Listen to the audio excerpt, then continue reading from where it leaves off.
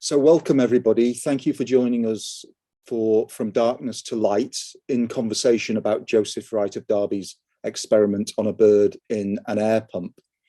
As you're all aware, Wright's masterpiece is currently on loan at the Huntington as part of a reciprocal arrangement with the National Gallery in London, which is currently exhibiting the Huntington's own iconic Blue Boy.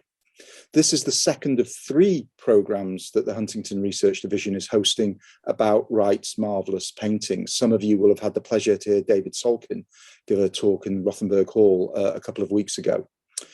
This evening's program focuses on a prize-winning biography of Joseph Wright of Derby, published last year by Mathew Craske of Oxford Brookes University, a book called Joseph Wright of Derby, Painter of Darkness.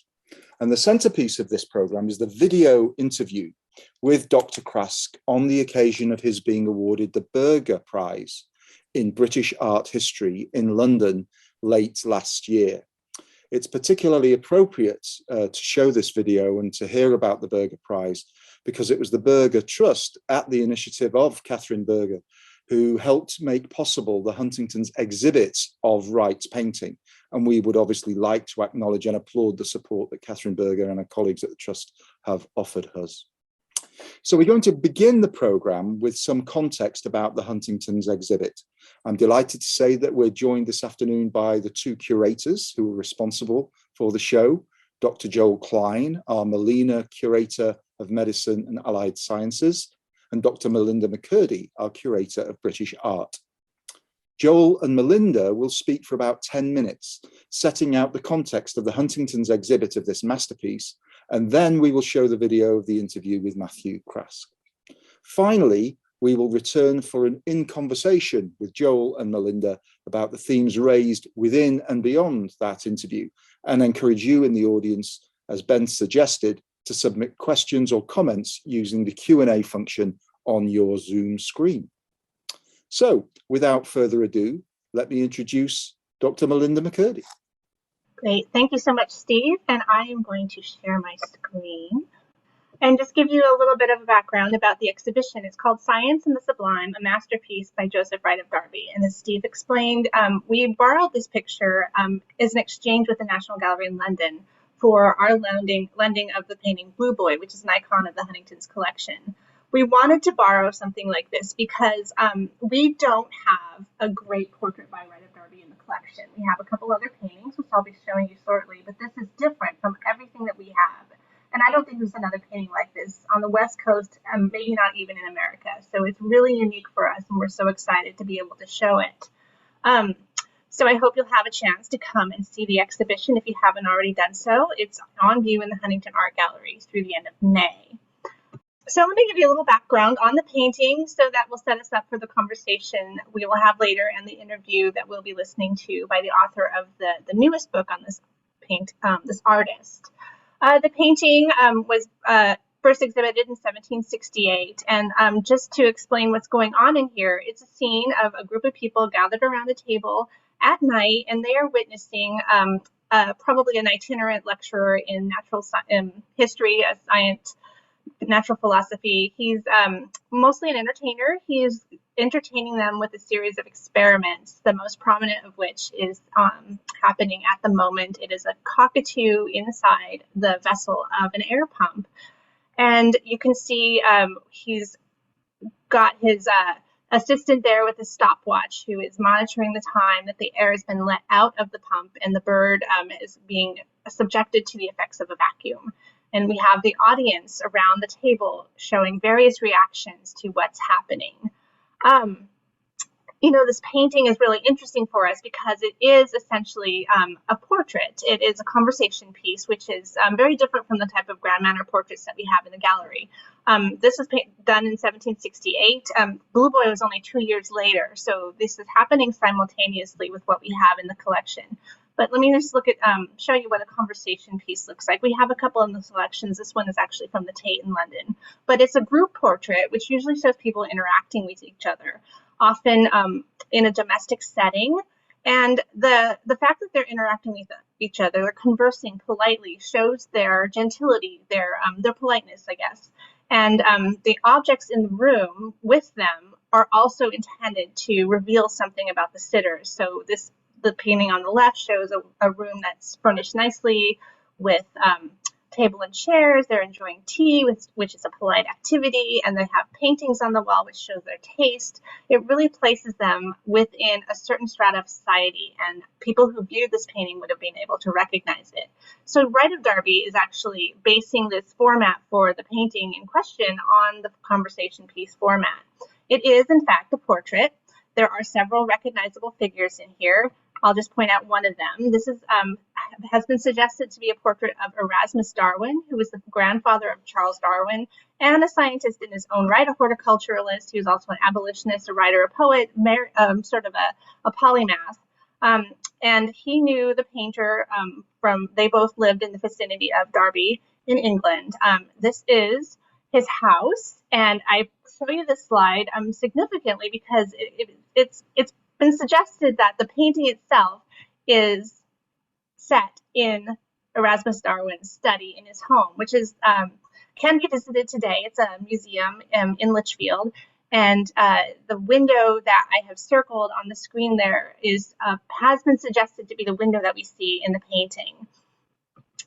These two figures, however, are not portraits. They are stock figures that Wright of Derby used in other paintings, which suggests that it's also more than a portrait. And in fact, we can see that he has sort of based his composition also not only on the conversation piece portrait, but on religious paintings from the 17th century, especially works by artists like Caravaggio, who are working in a tenebrous form. And tenebrous just means extremes of dark and light. The shadowing and the highlights are very extreme. And this is really of interest to Wright of Derby, who likes to experiment with effects of light in his pictures. Of course, this sets me up for part of the title of the exhibition, Science and the Sublime. I'm particularly interested in the Sublime, being someone who works a lot with aesthetics. And the Sublime is aesthetic that was really described first in 1757 by Edmund Burke, who was an Irish philosopher. And think about it, it's only 10 years before the painting was exhibited.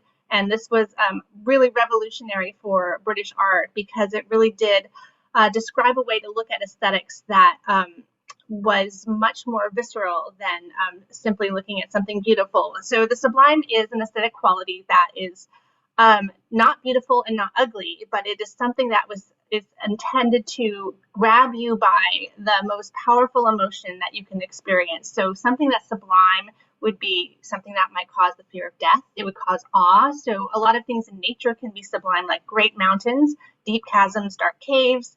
And when Joseph Wright of Derby is painting things such as this, which is a painting of Vesuvius erupting, which is in the Huntington's collection, he is tapping into concepts of the sublime because that spurt of fire erupting out of Vesuvius is intended to evoke our strongest emotions, fear of death. But it's also a little bit of pleasure because we are not actually experiencing the volcano erupting. We are viewing it from the safe distance of our homes where we can see it painted. So I like to liken the Sublime for modern day viewers as to why we go visit horror movies. It's the same sensation, a thrill that you get from experiencing something extreme. So going back to the painting, as I said, it's an evening of scientific experiments. The one in question we have going on, of course, is the bird in the air pump. And I will not explain too much about these experiments because my colleague Joel will give you a full history of them. But I did want to give you just a sort of roadmap here to what we're looking at. So we have the experiment with the bird. And that is something that I wanted to put in the context of animal experimentation in the 18th century. Wright of Derby is actually placing his painting within that context.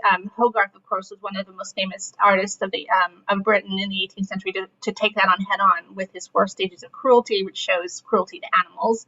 We do have the set of 4 prints on view in the exhibition to show that it was, in fact, a debate in the 18th century. It wasn't a given that you would just experiment on animals or treat them cruelly. It was, in fact, a very hotly debated subject. But back to the experiments, in addition to the bird, there are also these strange little hemispheres on the table, and also this, which is something that is, again, rather hotly debated by contemporary scholars today who have described it in various ways. And if you're interested as to what that is, I will be happy to answer questions, so do ask later on. But I want to be able to just sort of wrap up here and turn it over to my colleague, because one of the main reasons we did want to borrow this picture for the Huntington was because not only does it relate to our great collection of British portraiture and British art, it is something that actually speaks across the collections at the Huntington. The Huntington's library, as my colleague will tell you, has one of the greatest collections on the history of science, and this painting speaks to many, many objects in our collection, and not only to those objects, but to the expertise that we have in the library that I can actually turn to someone just across campus from me and sort of elaborate on the great painting from a different perspective than what I'm used to. And so with that, I'd like to turn it over to my colleague, Joel Klein, who will talk to you more about the scientific experiments on display in this painting. So let me stop my screen and turn it to Joel. Thanks so much, Melinda. I'm really excited to speak with all of you tonight about this extraordinary painting. I can think of few works that are better suited to bringing the different parts of our collections together. And I think that having the multiple formats in the exhibition is really a great interdisciplinary and interdivisional success. So what I want to do in just a few minutes is to talk about the context provided by the library items in the exhibit that I think would have made this painting so powerful in the 18th century. This is partially what Mathew Craske does in his excellent book, which we'll shortly hear more about. So when Melinda told me that the painting we would be receiving in exchange for the Blue Boy was Wright's experiment on a bird in an air pump, I was utterly thrilled and immediately thought of a dozen library items that were perfect for the exhibit. And really the hardest thing to do with this exhibition was narrowing the list of items. But the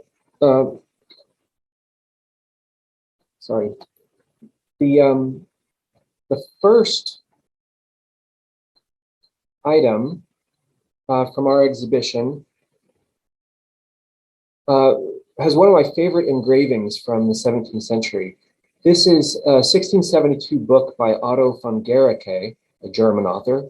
And this presented a new invention, an air pump, which could actually pump the air out of a receiver and create a vacuum, which, by the way, was by no means an uncontroversial notion.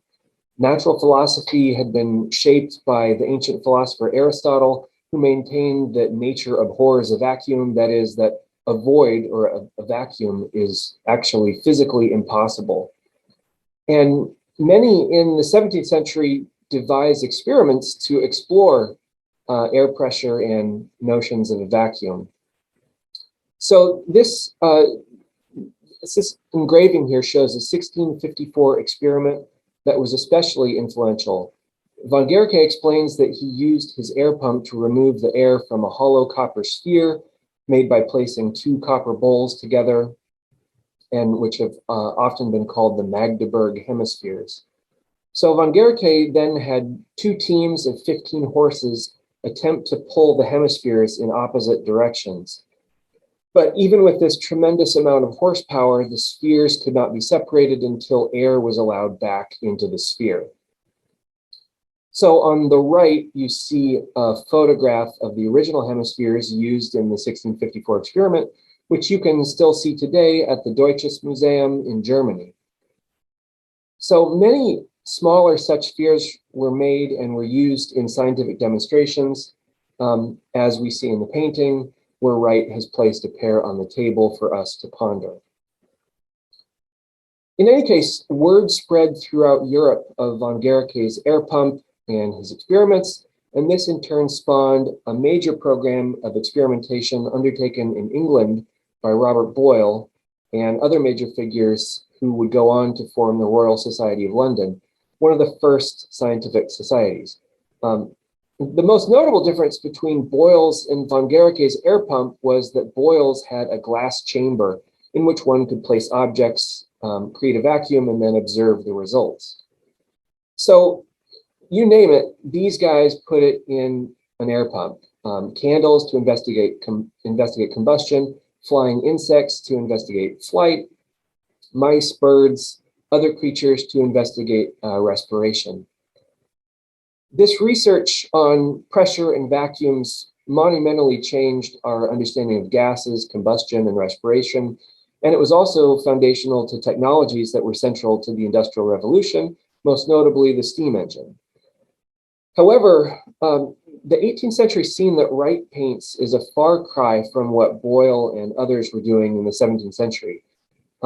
Here, instead, we have what's really a demonstration and not an experiment per se, where this bird is being placed into the receiver of a portable air pump in the context of a well-to-do country house for the education and edification of a diverse audience. Such demonstrations became possible in this era because air pumps were newly commercialized, as you can see in this 1766 engraving of an air pump that was devised by Benjamin Martin. This engraving is next to our air pump, which is on exhibit. And this is from our library collections and was produced in the 19th century. But it's practically the same piston-driven technology that we have in these earlier air pumps. So finally, I hope that if you haven't seen this painting yet, that you'll have the opportunity to do so, and likewise that the following video and our discussion shed light on the fascinating science of this era and give you something of the sublime. So thank you. Thank you so much, Joel. So we're now going to look at the video recording of the interview between Johnny Yarker of Lowell Libson in London and Dr. Mathew Craske, who is the most recent biographer of Joseph Wright of Derby. The video lasts about 22, 23 minutes. So please be thinking about questions for Joel and Melinda while you listen to the conversation. Thank you.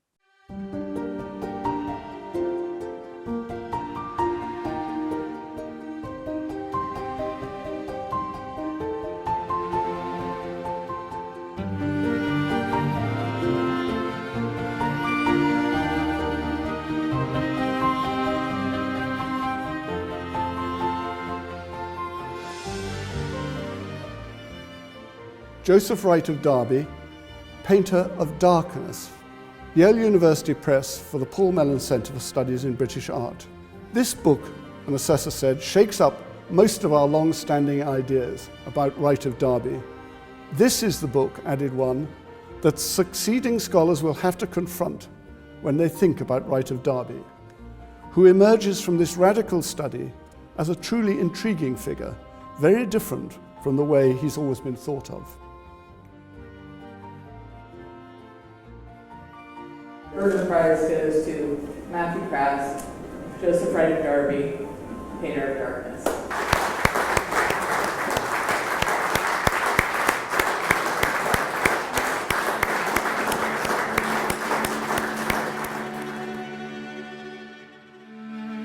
Good evening, welcome to the Society of Antiquaries in London, where I'm delighted to be in conversation with the winner of this year's Burger Prize, Mathew Craske, for his extraordinary book, Joseph Wright of Derby, Painter of Darkness. Thank you very much, Johnny. It's wonderful to be here, and we're going to have a short conversation about the book and your process in writing it. I suppose start off with the title. It's a bit of a provocation. Well, there's no harm in provocation, Johnny. The bigger issue is what's the place for provocation in art history, and that's a provocative statement in itself. I was trying to write a different sort of book that was kind of irritating. That was the idea, and that whilst some may look at the arguments as different or original, or my placement of an artist as the tone was meant to be different. The tone was meant to be, frankly, discomforting. Yeah. And do you see what I mean? Totally. I tried to balance off an elegant feel in the prose against a discomforting feel in the actualities of the book. The book was meant to challenge, and it was meant to, my understanding in writing it was that I wanted to displace. In my view, Wright of Derby has been one of those characters who there was too much confidence about where he was placed. And I felt that whilst I couldn't, and I didn't have the the sheer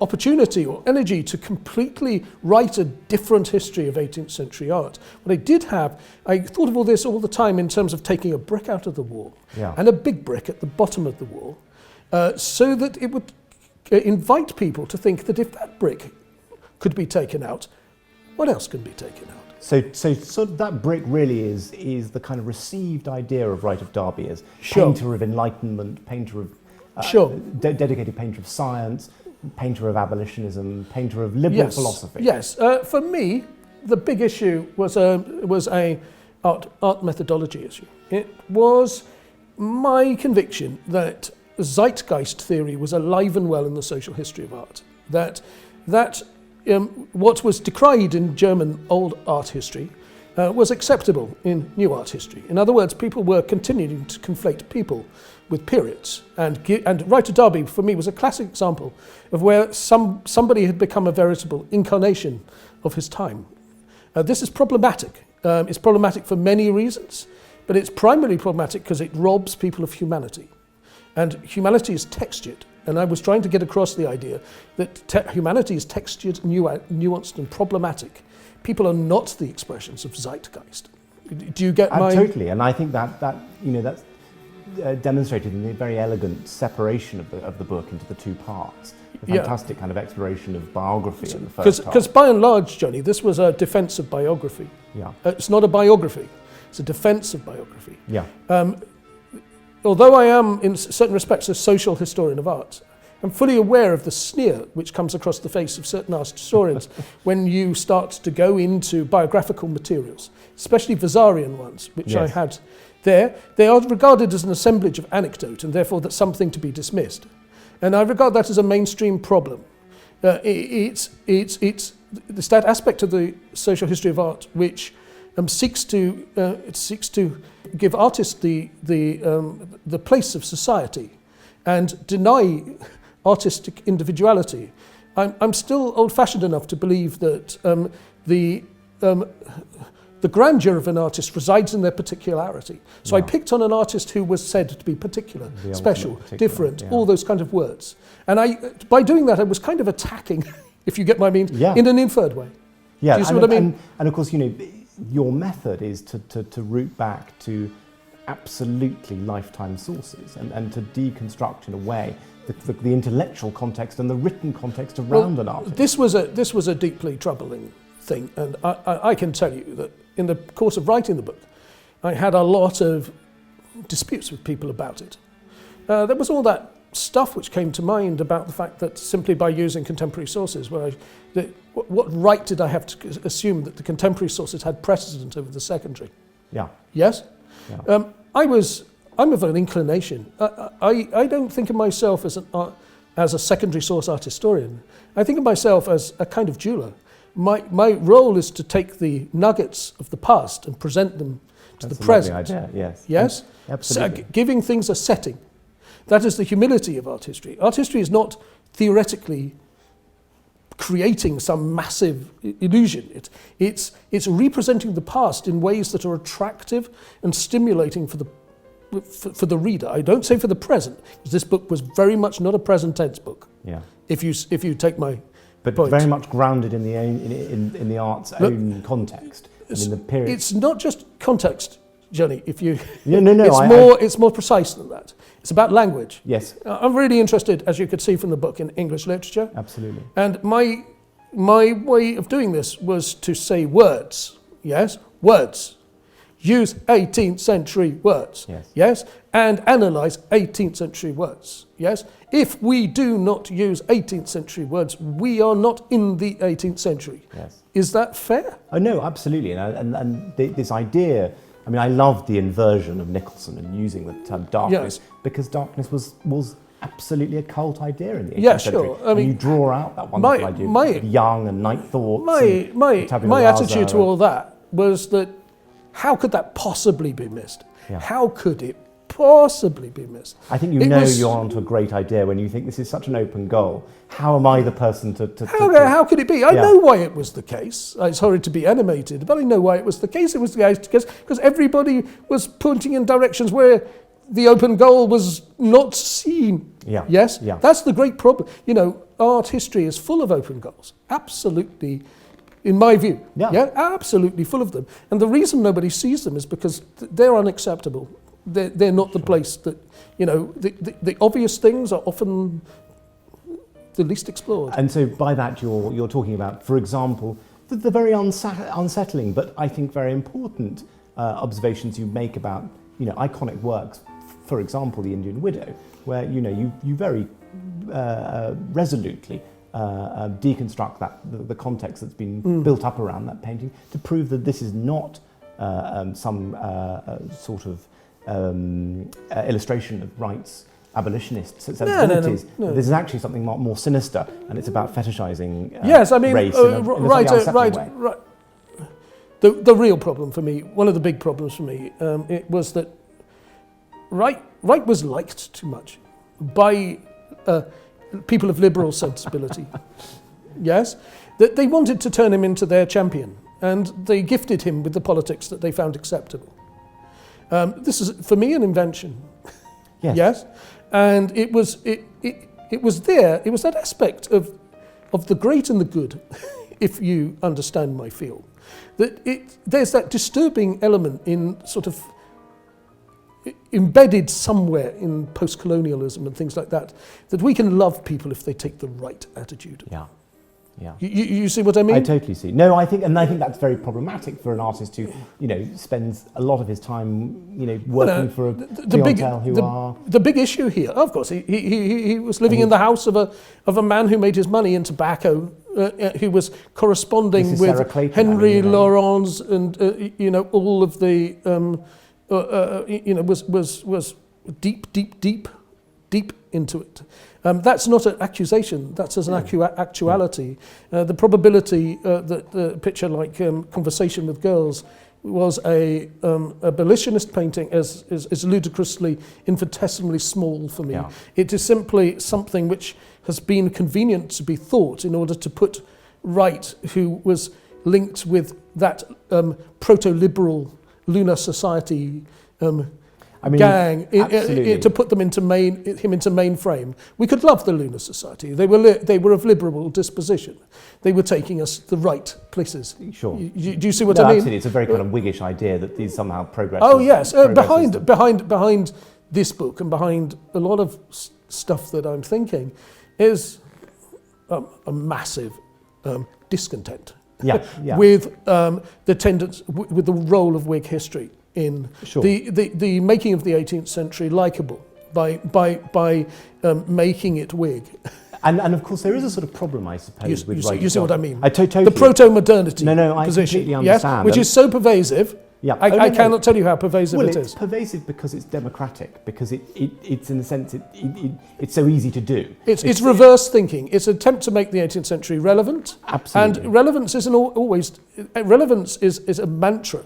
Yeah. But relevance isn't all the best thing for art historians. No. Do you see what I mean? I do. Well, and I wonder if one of the, you know, why Wright was so right for this methodology and actually is so compelling is because the images are just so good. Yeah. And they're so easily, you know, you can spin the wrong line so easily. Sure, yeah, sure. You know, it's seductive. The experiment with the bird pump is the sort of icon of yes. Well, look, I was dealing with something where the experiment was stuck on the front cover of every single book that you ever saw about the Enlightenment. I mean, it had become an icon. And it's become a yes, and like every icon, you no longer look at it. Well, and it's become a kind of visual shorthand for the concepts of the Enlightenment as conceived. Yes, and because that was all for me. That was also an open goal. Yeah. You know, one of the things I like to go with. I know it's challenging. I've been working in the 18th century for a long time now. Yeah.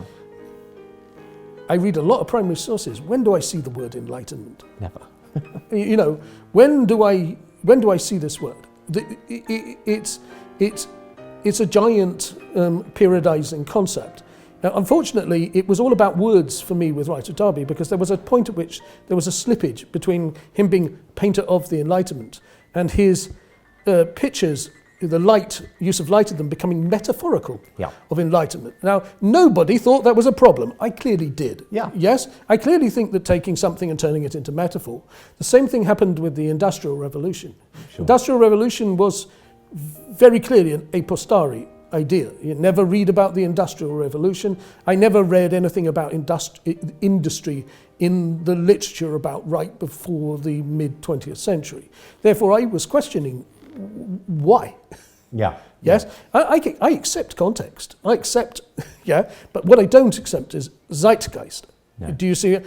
And the taking of a concept which seems so obvious, which was only coined much later, and then suddenly for certain art historians, Albert Boehm, for instance, these things became iconic registers of revolution. Absolutely. And became expressive of a spirit of. Do you see what I mean? The problem with Wright, I suppose, is that he taps into so many different thematic ideas of the 18th century. One Yes. thinks he does. You know, he's the immediate poster boy for Industrial Revolution, for Enlightenment. Yeah, of course, for, I get. you know, Oh no, and I got sick and tired of reading this idea that Wright was somehow some kind of right sort of capitalist as well.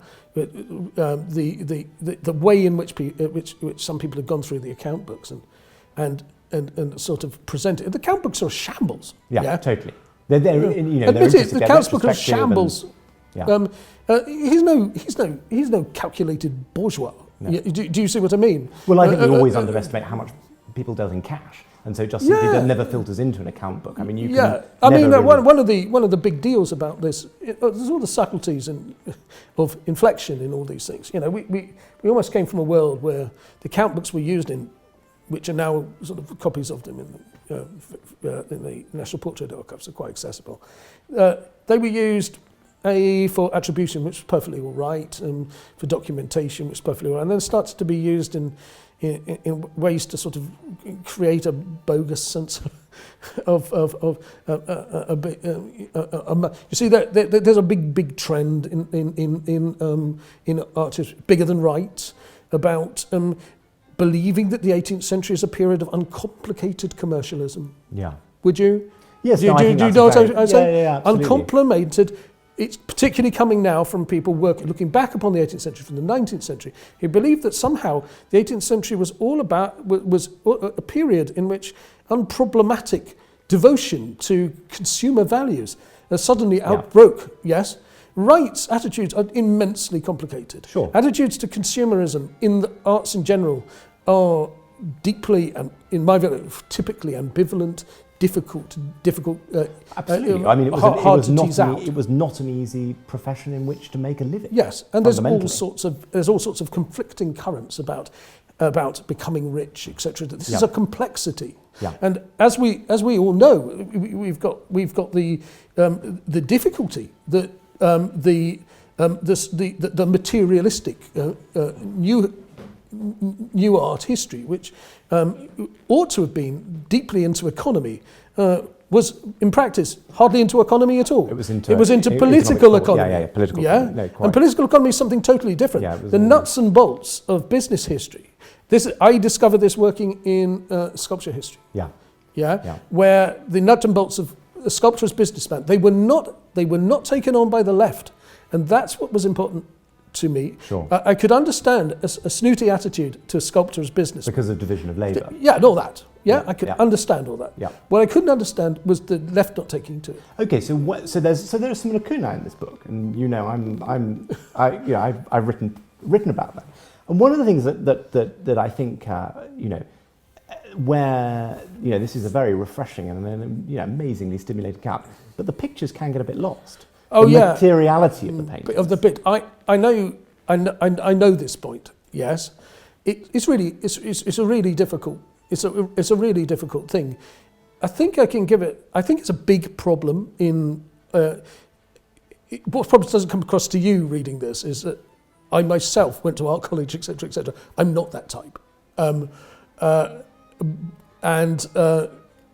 I also have a lot of. I myself am I would say, found that there was a tension in trying to, there's that awful word image. Which I reckon, I'm currently writing a book in which I'm attacking the word image and its constant use. Yes. It takes off from the familiarity with turning all things into illustrations, photographic illustrations. Yeah. Yes. And the materiality, the actuality of the things is lost. Yeah. I found this part difficult, and I accept that it was because I was writing a book largely about contested contexts. Yeah, absolutely. And editing it wise, it was difficult to get that aspect. It's not a connoisseurial thing at all. It's not a connoisseur thing. I don't think I turned my. But there was that thing where you were faced with, say, 3 variants of a thing. This is and Wright was a problem for me. You bet I had problems. Yeah. Because Wright was a serial painter. Yes. Yeah. He painted variant, and teasing out which one to use, and not just simply we'll take that one because we can get an illustration and all that. Sure. It was an issue. It's a complicated thing. I was asking a question about your approach and perhaps a sense that some of the paintings are less paintings, more images. And I'm interested to know about, one of the things I'm very passionate about is the science of art history, the fact that actually knowing who, when, what, why is a sort of central tenet. Of course it is. And there's been a kind of academic retreat from that. Yes, because it's considered, in some stages, it was contaminated by people like Tima Becker. Sure. Yeah, if you know my point. No, totally. It remains contaminated by that aspect. And I think in British art history, in a slightly more complicated way, there's a class issue and an educational issue. Yes, and there was this whole thing in social history of art that it was at war with the owners of art. But I would contend with Wright, it has an importance for it has an importance because you need to know the oeuvre. You need to know the oeuvre, and that's, you're very generous about Nicholson and the fact that he did, with astonishing, given the resources available to him, he did produce a very kind of credible. Oh yes, he produced an incredible, and he had, to be frank, he had greater resources than I did. Sure. Do you see what I mean? No, of course. I mean, one of the great, I'll speak practicalities now. Art history is an underfunded business. Yeah. To my own, I've just sort of neglected doing a book on tomb sculpture, another book, finishing my career, simply because I cannot afford to travel to view these things. It's tremendously expensive. And there's a problem I'm not in a position. Yes, and I've got access problems. I mean, how does one write about Wright when so many things are buried in houses that you simply can't see? Which actually does actually end with an amazingly asymmetric view of Wright. Of course, yeah. I mean, have you ever seen a photograph of Radbourne? But isn't it an asymmetric view of Georgian art in general? Yes. Because those things which got prioritised. Look at the sort of relatively Mr. and Mrs. Andrews, for instance, which seems to me quite a minor painting, which is by its place at the National Gallery it's a form of a creation of a canon, which is determined by art galleries, and when things go into private hands, they disappear from the canon. The canon is. But again, this is another massive issue in art history. I mean, even something like Mr. and Mrs. The Burdette portrait, which being stuck in Prague. Oh, stuck in Prague, but it's fantastic. It's probably the greatest. It's the greatest early thing. And it's surreal. Nobody sees it. Nobody sees it. And we only ever see it in reproduction. We see it in reproduction. But there are works. I mean, one thinks of the ensemble. I mean, Mortimer as a character who comes out of the book as worthy of an enormous amount more research and more interest. And dazzlingly reviewed in his own lifetime. And yes, exactly. He's the only draftsman to enter the British Museum in his lifetime. Yes, and a whole heap of other characters. Yeah. I mean, I'm currently working, as you might know, on Mezzotint, and one of the big regrets I had to this was that I got a hint of. I found for the first time some letters by William Pether, who's extraordinary, who is an extraordinary artist, but by the the sheer accident of entering the engraving trade has been kind of eclipsed. Yeah. I was very aware, for instance, that the prize winners, a group of Gress, Pether, these people, Wright had, I believe, probably gone into those early society of artists and not won. And the people who won, Gress, Pether, Mortimer, well, in the case of Pether and Gress, they had been kind of forgotten. And Wright, because he had a career which has a prominence, had been kind of prioritised. But these things are entirely typical of canon. I mean, I talk to my students all the time about how museums create canon, the decisions, not only what goes into a museum, but what a museum decides to take out of its stores. I'd turn that on its head and say academics create canons. Well, yes, too. I mean, the fact is... Combined with them, but it's true, though, about academics and canons. Why is there no book on Pether? Yes, why is there no book? Why hasn't there been a book on Mortimer since Sutherland's Walpole? Yes, and why the whole lists of really wonderful artists never make the light of day? Someone like Daniel Gardner, really fascinating. If you want to know about the commercial mechanism for painting in London in the second half of the 18th century, he exhibits one thing at the Royal Academy. There is not a single scholarly article on him. It is my huge regret, one person, this has been my big preoccupation, actually, because one thing about actually looking at pictures, do you see what I mean? Yeah. Actually looking at pictures and saying, yeah, that's a great painting. Yeah. I never heard of that guy. Yeah. Wow, that's good. Yeah. That doesn't come across enough. No. And one of the big problems with the arrival of the new art history was it did nothing about canon. It simply looked at all the old things in new ways. Yes, absolutely. So we got another whole heap of things about the familiar faces, and it wasn't radical in that respect. I agree. And then one of the great tonics about reading 18th century sources is you get this firm sense of the people who were admired at the time. Completely. And Mortimer, as you say. Completely different to the people who are admired now. Artists that are totally missing from the canon, or for whom there isn't sufficient amount of academic work. I mean, there are a huge number. One was thinking of Daniel Gardner, but there are other practitioners. Well, I was thinking of Russell, and I was thinking of the way, for instance, that the very most basic thing that Russell produced notebooks in shorthand, and that they are actually quite easily translated, but because he's Russell. They remain not decoded. Sure. It's part of this thing. I think that part of the joy of looking is to look afresh at the overlooked, and it needs to be done in 18th century, because for me it's not plural enough. No, and I think that we get obsessed with certain mechanics that aren't necessarily particularly as relevant.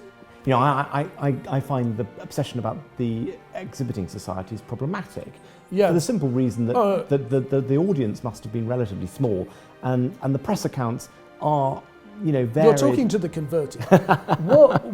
What's happened with it is there's been an obsession for public art. It was all triggered by this mass enthusiasm for Habermas, theory driven. Sure. Okay, there's much in it, and the justification in it is that exhibitions, if you look back, exhibitions weren't discussed. They weren't discussed enough. No. And criticism was not discussed enough. No. And so it's in that respect great. But what's happened with it, if someone who's interested in the history of sculpture, is that things are not given their place. Yeah. For social environment, the obsession of public sphere has led to an incapacity to deal with private sphere, and to deal with pictures in their original functional context, which is surely something to do with social history. Absolutely. But this overbalance, this way in which public sphere has kind of dominated perception. And I suppose that roots us back to Wright in the fact that, one, I think, of the most startling revelations is a very quiet one, which is about the great sequence of candlelight paintings made in the late 1760s.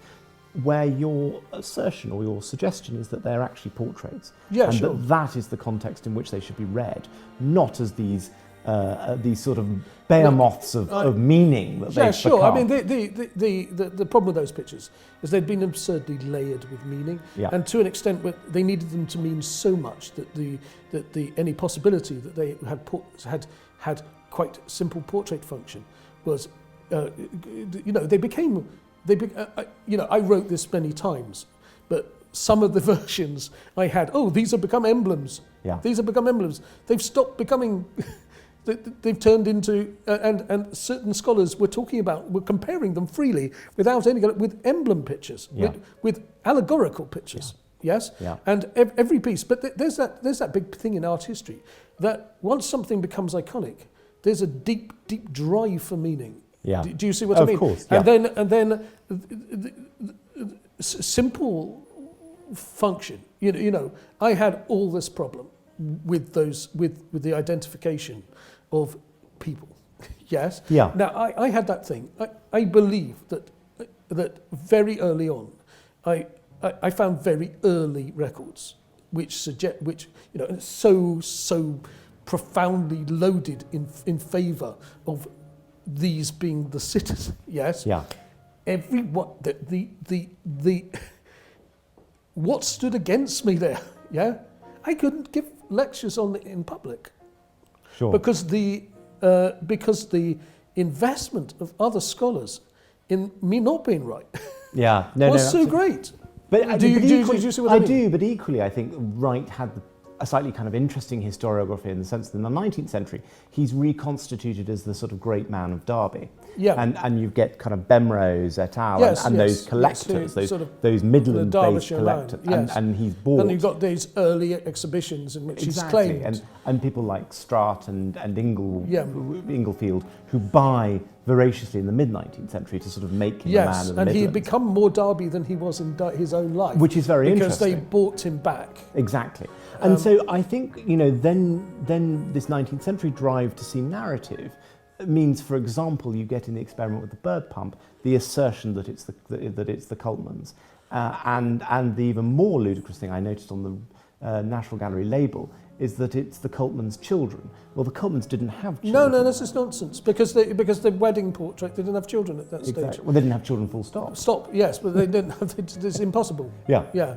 But there's this idea that Wright seems to be an artist who's peculiarly susceptible to narrative interpretation that simply isn't sustainable. Well, you see, for me, if you want bigger vision, Wright was a man who took time to escape the parameters of a portrait painter.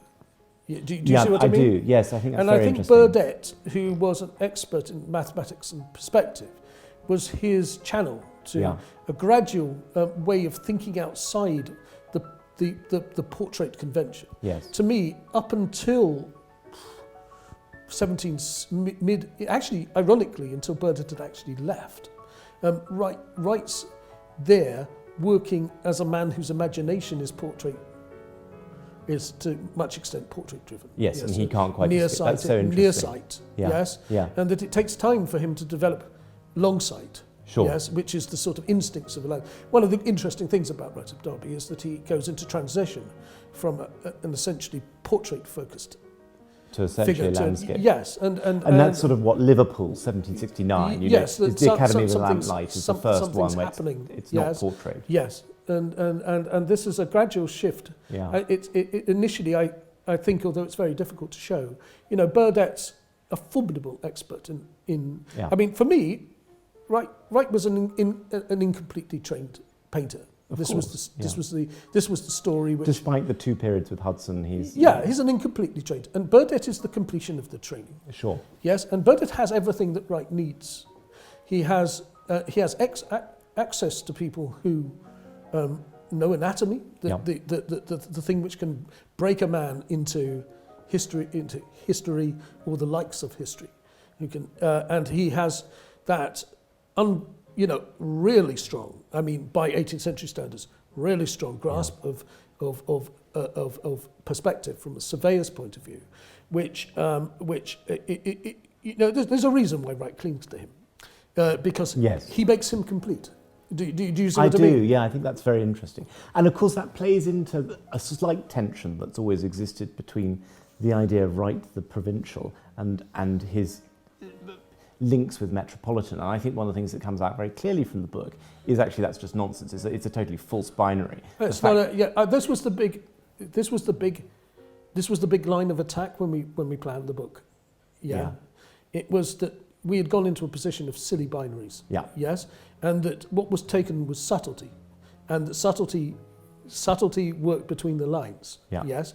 And acknowledged that I think the early parts of the book are devoted to breaking down that sense that there is provincial society and there's metropolitan society. Yeah. I put a couple of sentences in there to kind of put the cat amongst the pigeons of that. Yeah. Do you see what I mean? No, I do, and I think it's very important. I mean, this idea that actually England was a confederation of country houses, and that it was concentric circles of courtiers, political sphere, and these people radiated both in and out is really important. No one, to use that terrible modern academic phrase, no one lived in a silo. Yeah, it's like, but I wanted to, I could see things polarizing in the literature. I could see a need to claim Wright as a Derby in a very cliche way for me, and what was fascinating was the because I didn't even think it was as straightforward as Wright continually travelling to London or refusing to travel to London. It was all about what Derby actually was. Yeah. That it was, and the interesting kind of relationship of those places to London society. I mean, what sort of triggered this in me was the realisation that now the main what they now call Derby Cathedral is essentially a sort of refiguration of St Martin's the Field. Yeah. And it's those kind of thoughts that what's in this stuff about provincial stuff? I want to rethink it. Yeah. Do you see? I've been working on another project about Mrs. Linwood, yes, who was a Leicester woman. Yeah. I just had a wonderful time with the same ideas, yes, because Mrs. Linwood pulled off the most wonderful things, like she was never seen in London. She was only seen in, but she had a gallery in. So these are all very intricate ideas, the relationship between province and central. Yeah. And so you talked brilliantly about pulling a brick out of the wall. And undoubtedly cracks will start appearing thanks to this book. I wonder, Johnny. Yeah, I wonder. I mean, I would hope that I don't want to be a downbuster, but I would hope it's a definitely a bouncing bomb. I would hope that there was a bouncing bomb in there.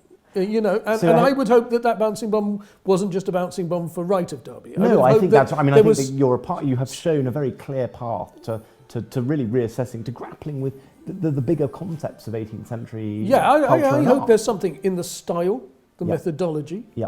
Yeah. Which is food for thought. I can't do any more than that. No. Do you see what I mean? Yeah. Right at the beginning of this, Mark and I had a big discussion about all this. Yeah, Mark Hallett, had a big discussion about this, and I was over negative. I wanted to attack, but Mark came in for me for put something in its place, man. Yeah. Do you see what I mean? And so this book became a put something in its place book. A small thing in the place, but methodologically suggestive. Let's put Fantastic. It that way. Yeah. Do you see what I mean? Totally. A different type of book. Most importantly, more important for me than the critics of the book, is that the sound was not the same. It's been the same with everything. I don't like the sound. Do you get what I mean? The fact the reviews I've read have been from historians of science and have been as well as art historians, and so that I think that sense that the ripples. Yeah, and no, what I'm talking about is the sound should be suitable for the reading of a wide variety of people. Yeah, I think who can engage it. Do you see what I mean? I didn't want it to sound like an art history too much like that. So the prose is calculated for a broader well, I have to appeal. say that, you know, as one of the assessors of this year's prize, you know, I think it was unanimous in the room that you'd absolutely achieved that, and that really this was a book with astonishing ambitions and you delivered, and that's such a rare thing to encounter. And so I think it was it's a book that actually I think has enormous amount in it for really readers from almost, you know, any discipline that's just interested in society in 18th century Britain. Well, the challenge for world. me was that it pulled me all over the place. Absolutely. Yes. I mean, my brain had to go everywhere. Oh, and that's very clear. I mean, one does do the gymnastics with you, which is actually very, Oh, you know, I love the yeah. fact that, you know, even just the metaphor of darkness, you're talking about, you know, the tabula rasa Wasn't and the rare wasn't only shows. that, wasn't only that, you know. Johnny. I don't think you noticed that I found major inadequacies in the history of science literature. Yes, no, absolutely. I mean, one of the breakthroughs. I didn't depend. It's not a skull. No, it's not only that. It's the fact that nobody had noticed that it's a portable pump. Yes, sure. Which was the big deal because just nobody noticed it, and history of science people hadn't noticed the importance. They hadn't read the catalogues well. One of the big problems with art history, which I've been fascinated for years about, was that problem of interdisciplinarity, which this book explores. We cannot depend on them totally. We just don't knit art history into the other disciplines. We can't be that lame. No, yes. exactly. No, it's and really yet important. we are pushed into these areas where I read stuff, I say, I don't quite like that. Yeah. Do you see what I mean? Totally. And then I've got to go, I mean, one of the big areas here, which in the process of this, I did all my own anatomical work here. Did the history of medicine side of this. I wrote other articles on history of medicine to prepare myself for this. This. And I had to function as, you know, I could not depend on the secondary literature. No, I think that comes across very. No, that comes across very powerfully. And the same was true with some aspects of the English lit there. Yeah.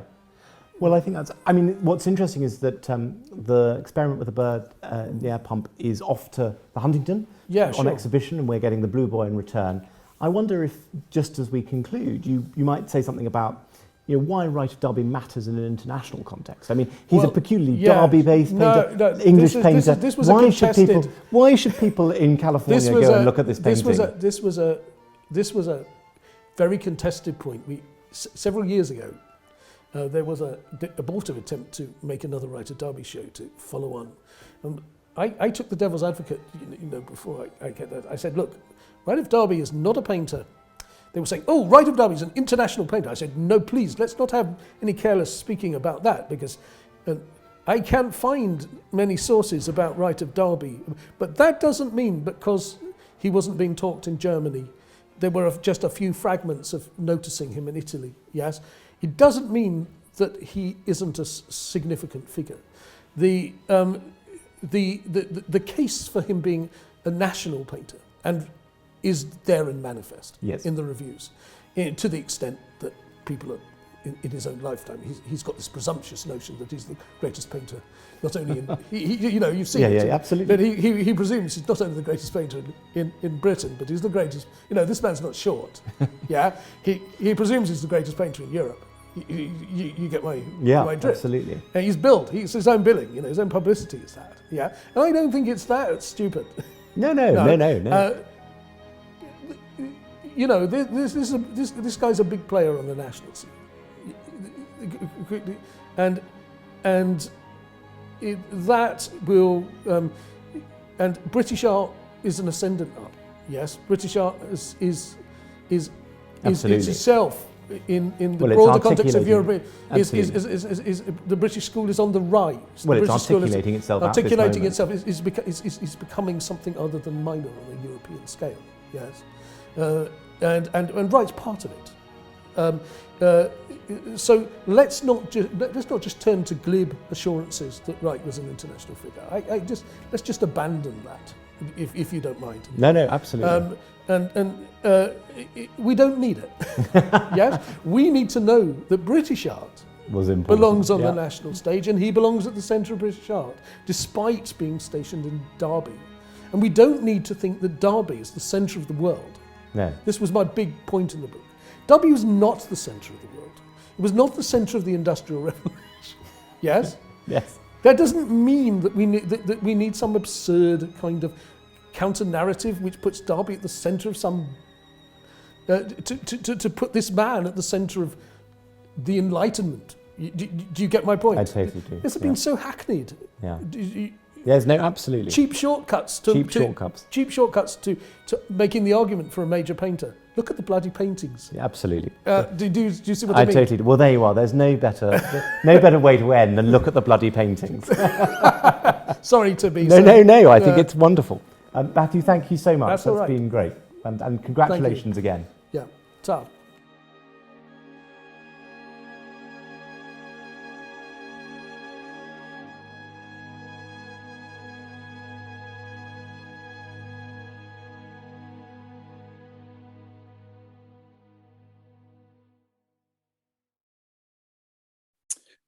Welcome back, everybody. Thank you for staying with us during the video interview. So we have about 20 minutes remaining, and I'm delighted to see that there are a couple of questions flowing in from the audience. But let me kickstart the conversation by asking Melinda and Joel whether they'd like to rehearse what they consider to be the strengths and weaknesses of the biographical approach to the history of art in general and of this painting in particular. Yeah, I can start with that. But first of all, shall I put this picture on the screen so we have a visual reminder of what it looks like? That would be really good. Thank you. Let's do that. So I can start with my opinions on the idea of biography as sort of a major thrust of understanding a work of art. And I think it is important to understand artist biography. I think artist biography plays into a lot of the context that we use to understand a painting. It's not the sole thing that I would look at, though. I think, as I showed earlier in my slideshow, this picture does fall into a tradition of painting that the artist would have known about. So it is, again, connected in a way to his biography because he would have studied that history of painting in which the contrasts of dark and light are very prominent. And I think, but that does place it within our historical projection that is not really tied to the artist's biography. So why he was drawn to that form of painting, I can't speculate. I think the idea of speculating about what someone would have thought is not a productive way to explore an object. I think what approach I usually take is to look at it as a product of its time and of its artist. So for me, it's a combination approach. So from your point of view, then biography is necessary but not sufficient to understanding this? It can be necessary, or it may not be necessary at all. I mean, there are some artists who are they're engaged with an audience, and I always think that reception to me plays a much more important role than artist biography. Right. Because an artist is always, not always, that's a very large statement, but an artist in this context, especially in the British context, which is what I know, is intending to paint for a particular audience and intending, because of the commercial nature of British art at this period, intending to appeal to clients. And so what they are doing is thinking about reception. And so that to me is one of the most important things to understand about a work of art within its context. Thank you. Joel, did you want to speak on the relative significance or importance of biography? Yeah, one thought that I had is often Mathew Craske is talking about biography being an important aspect of understanding right. But part of that is just doing good history. What I really appreciate about his book is that it presents a more historicized portrait of the individual. So where you do have this individual, Joseph Wright, who's often been used as an icon of Enlightenment science and positivistic scientific progress, it's much more interesting to me to explore the actual world of late 18th century England, Joseph Wright's experience there, how that may have played out in his art. And for me, seeing this as a painting of an amateur demonstrator, this do-it-yourself science taking place in a household, that really isn't the way that the painting was portrayed for so long, which is of a moment of scientific genius, comparable to individuals like Robert Boyle. What's taking place here is totally different, and I think that makes it much more interesting when you understand what's really happening. Thank you, Joel. Let's turn to the question of portraiture. A lot of the conversation in the early part of the interview turned on the importance of remembering that the painting is in some measure at least a portrait. What do you think is gained by remembering that the artwork is a portrait? I can start. Of course, portraiture was the most popular genre of art in England at the time. It was really what drove the market. And so to be able to paint a good portrait meant you would get clients. And so that's an important thing to remember. This picture, we don't know who commissioned it, but we do know that there are several actual portraits in it. I just pointed out one, which is Erasmus Darwin. I believe that Craske has actually identified the figure of the itinerant lecturer. I don't recall his name at the moment, but then also the gentleman on the far left who's wearing the lovely striped waistcoat is Peter Paris Burdette, who was a patron of Wright's and an engraver in his own right. And so there are, this is an image of the artist's circle in a way, the intellectual circle that he was sort of attached to, perhaps not as great a participant as past studies have indicated, but they were still people within his circle. We do know that he was a personal acquaintance of Darwin.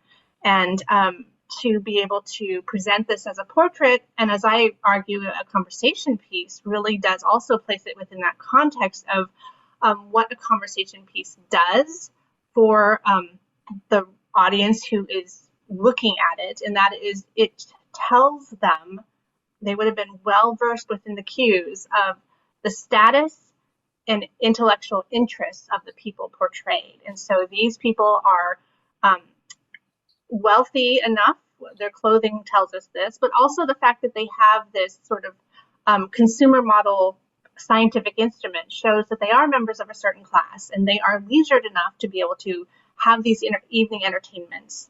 And so it does really tell us a lot about the goals of portraiture at the time, and also the context within which this picture would have been seen.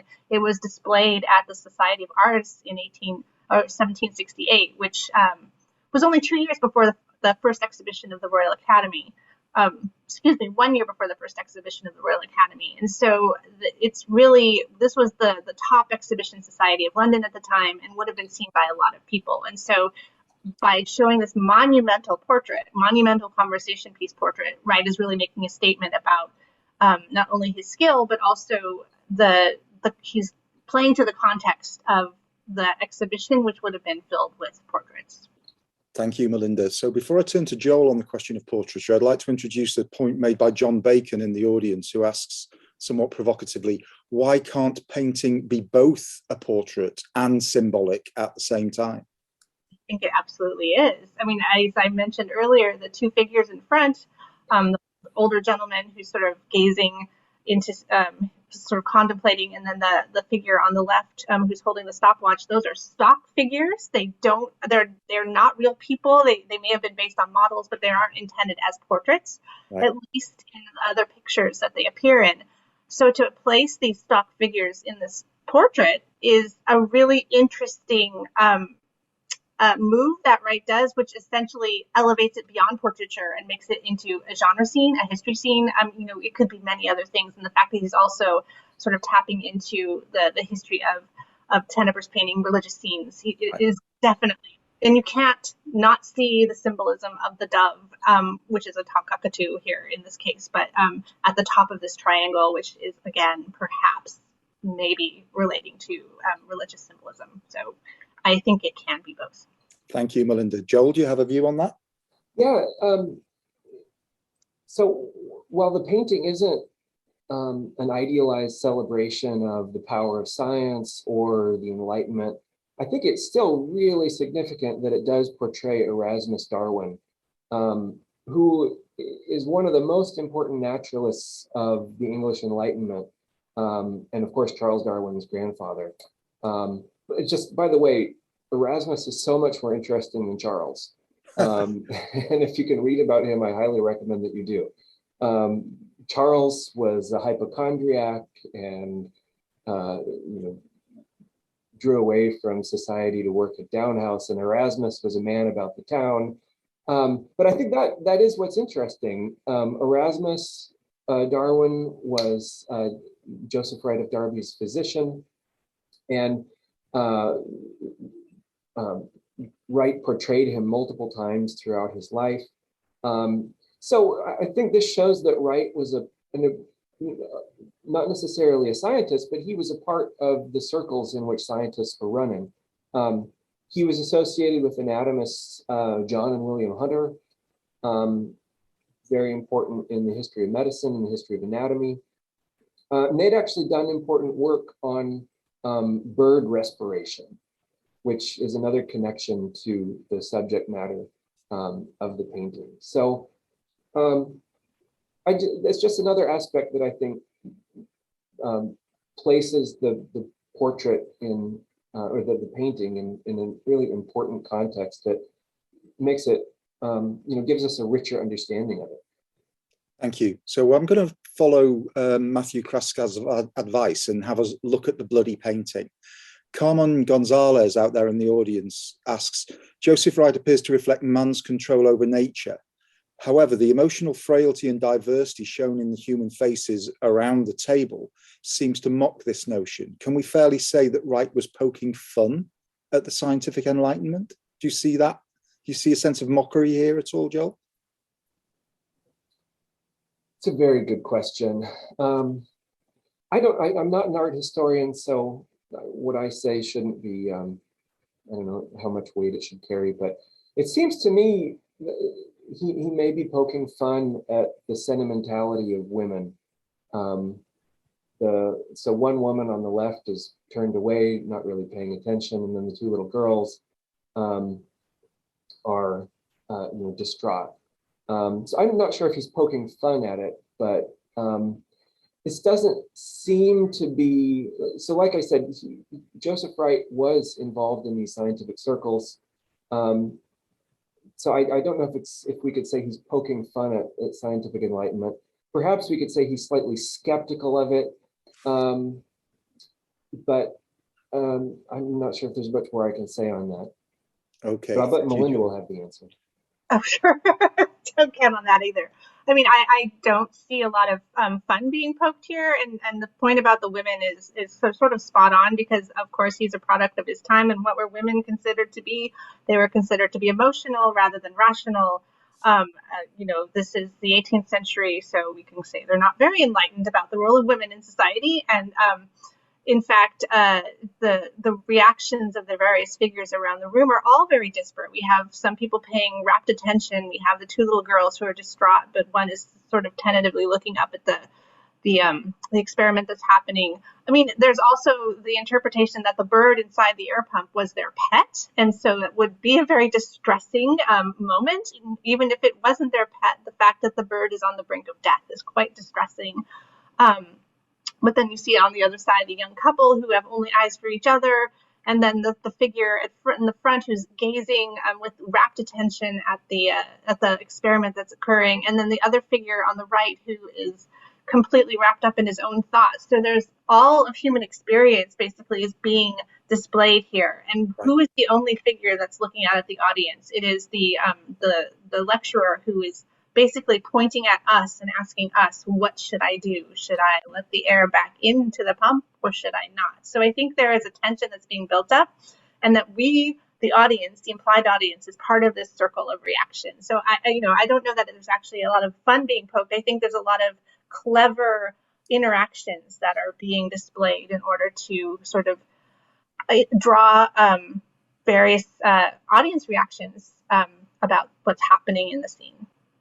Thank you. So there's been a great deal of interest from scholars in the material culture of the painting, and especially the material culture of the experiment. So let's turn to the vase or the bell jar that sits on the table. A couple of people in the audience are asking your opinions about what it is that's in that vase or bell jar. And can the history of science help settle that dispute? I can go up from my own personal view about it, and I kind of agree with Mathew Craske in this, and this is counter to what David Sulkin said in the lecture the other week, that the long-time interpretation was that this was a skull that is being dissolved or partially dissolved skull in that jar, and that it is meant to be sort of almost like a memento mori, or sort of a harbinger of death, and that it indicates the death of the bird, which is probably not true.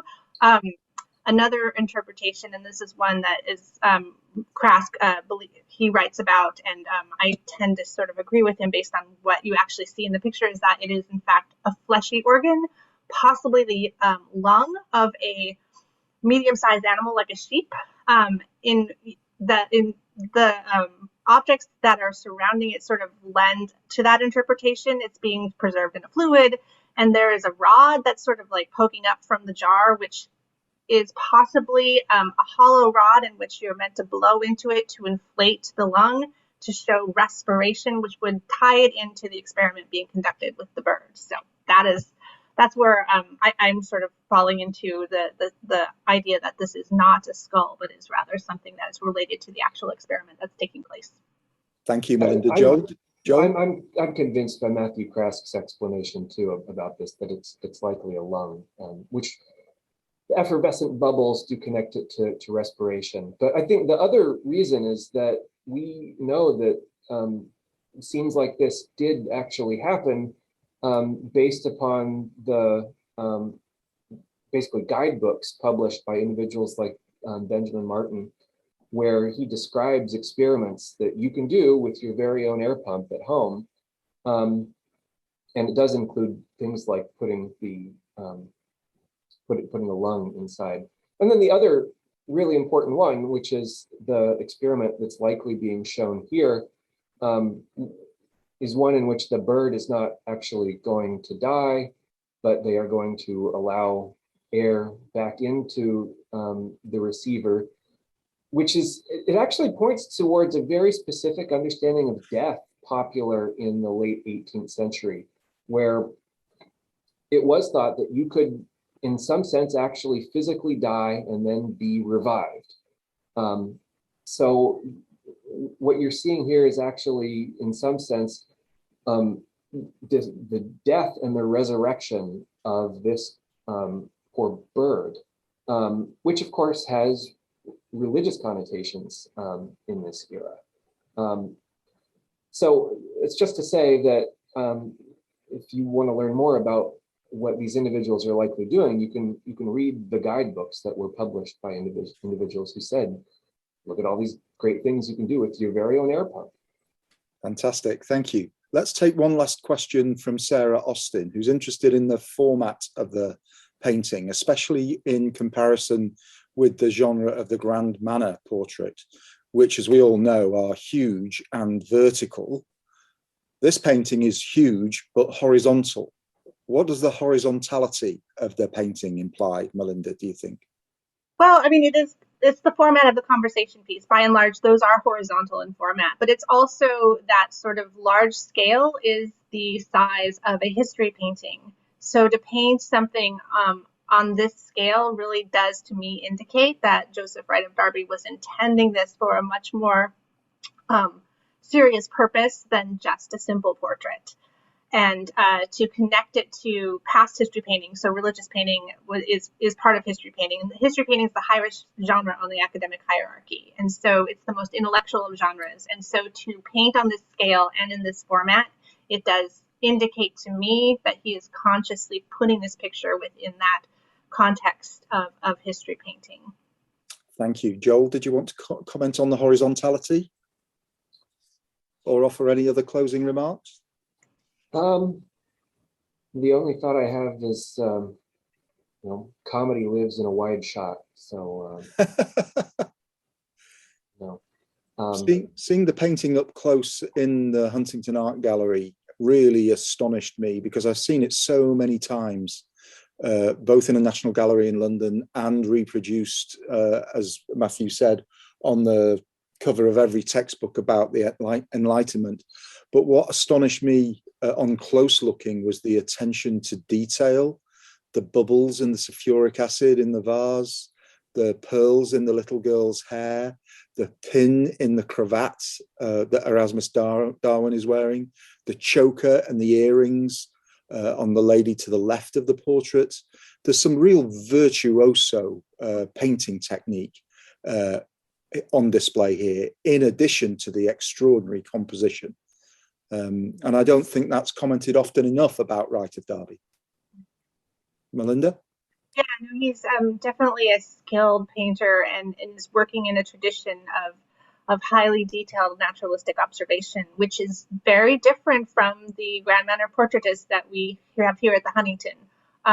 Reynolds is often called, Joshua Reynolds is often called Sir Sloshua because he paints very, very broadly and quickly.